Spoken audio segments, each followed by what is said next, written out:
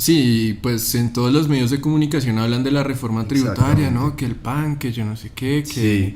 que un montón de cosas que nos van a clavar. Bueno, ¿qué pasó Que al nos fin? vamos a empobrecer más. Más. ¿Qué pasó al fin en el Congreso? Porque ya Senado y Cámara aprobaron. Exactamente. Y ahora solo queda la conciliación. Pues vea, usted que decía, evidentemente los medios le dieron durísimo a este tema.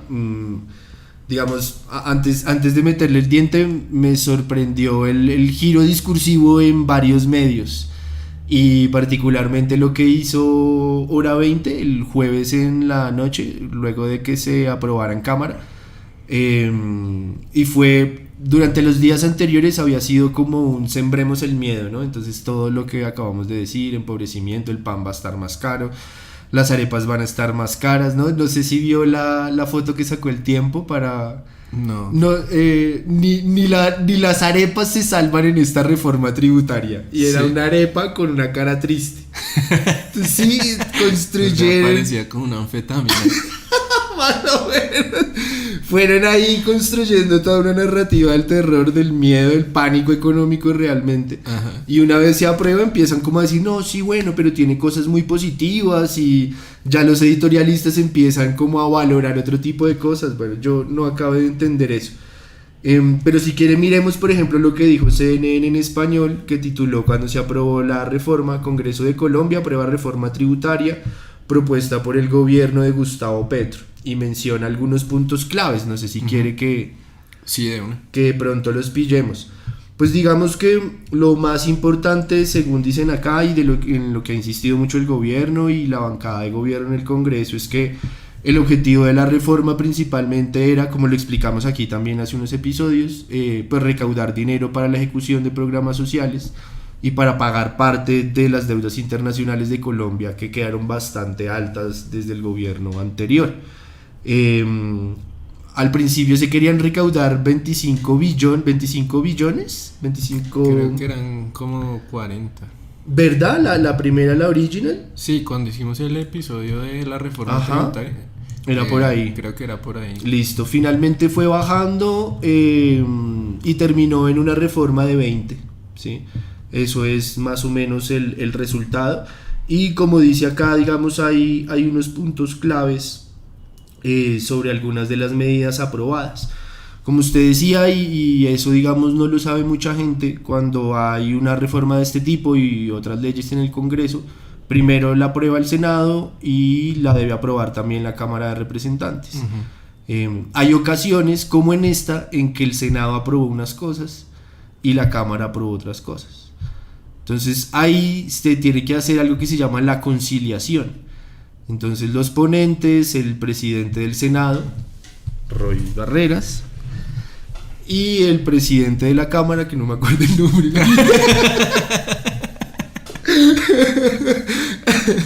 conforman unas comisiones que concilian lo que se acordó en un lado y se acordó en el otro, y votan, y eso es lo que se aprueba.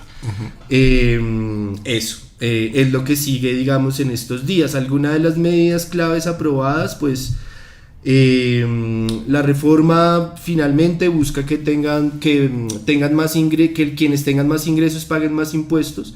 Entonces sobre eso quedó que quienes tengan patrimonios superiores a 3.000 millones de pesos, que creo que es su caso, pagarán un impuesto permanente del 0,5%, quienes tengan patrimonios superiores a 5.000 millones de pesos, Que es su caso. que es mi caso, del 1%, y de 1,5% a quienes cuenten con un patrimonio superior a 10.000 millones de pesos.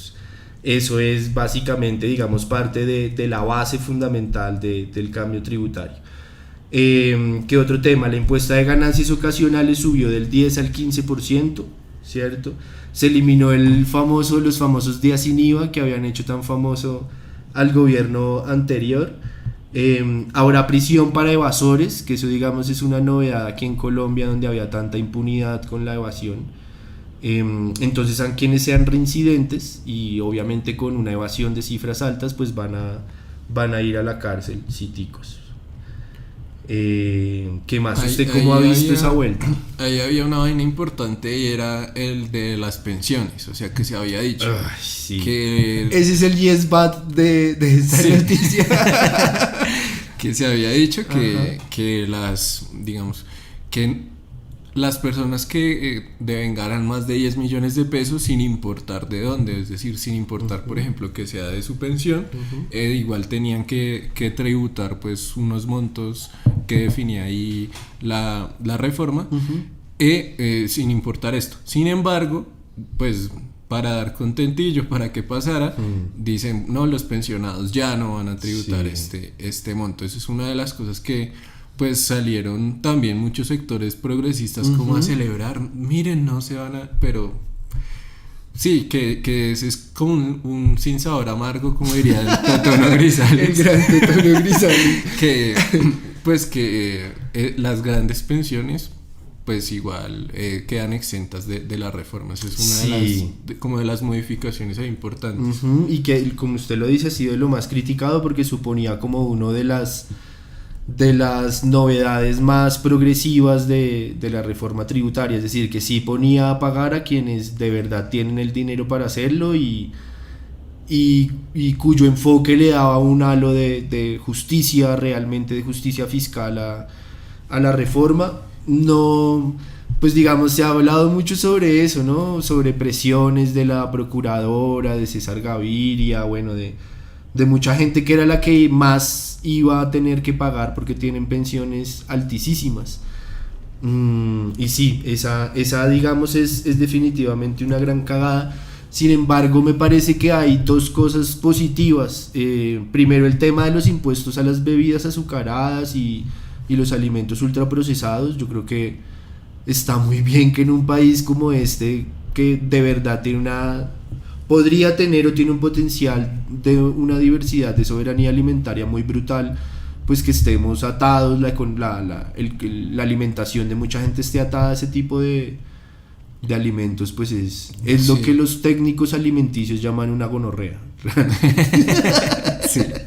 Y pues bueno, o sea, por ejemplo, el tema de las pensiones, que también había hablado usted de la narrativa de no, nos van a grabar las pensiones a los colombianos. Sí. No, las pensiones que iban a ser grabadas no iba a ser más del 2%. Exactamente, sí. Y hubo otra modificación también, si no estoy mal, que es el tema de las zonas francas. Ah, sí, también. Que ya no, digamos que ya no va a haber como ese requisito, si no estoy mal, de exportaciones que en un primer momento estaba contemplado en la reforma, sino que ahora va a ser como más lapso el tema con las empresas que están en zona franca. Exactamente. ¿Qué más puntos pueden quedar por fuera de esta reforma? Lo de las pensiones definitivamente, aunque bueno, yo no sé también qué parte de estratégico se ha haber dejado eso de momento, ¿no? Porque al menos de inicio el gobierno ha insistido que también va a ser una reforma pensional, ¿no? Por fuera de la reforma tributaria y por fuera de la reforma laboral. Sí. Tal vez lo que yo veo es ahí a un Roy y a un Gustavo Francisco muy viejos zorros diciendo, ¿para qué se pone? ¿Para qué se va a poner con todo ahorita? ¿Será? Pues yo tengo entendido que esa reforma pensional va a ser como más sobre los fondos de pensiones. Sí, se supone. Como tratar de desprivatizar el tema de las pensiones.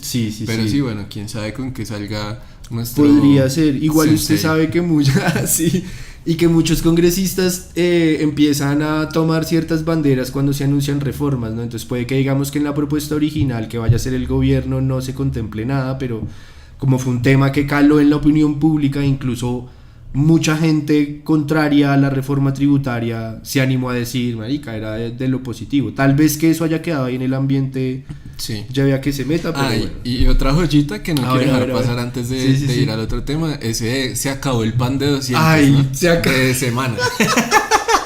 Yo no sé si Vicky no compra el pan desde hace 10 años. Exacto, sí. Pero... se acabó el pan de 200, pero en 1998 más o menos. Sí, que amiga, pues... descaro.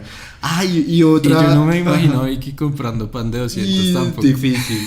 Llegando en babuchas y pantalón de pijama así a la panadería. A comprar la bolsa de leche y el pan de 200. Lo dudo mucho. La bolsa de leche entera. Yo creo que Vicky Dávila toma leche entera. Yo también. Totalmente.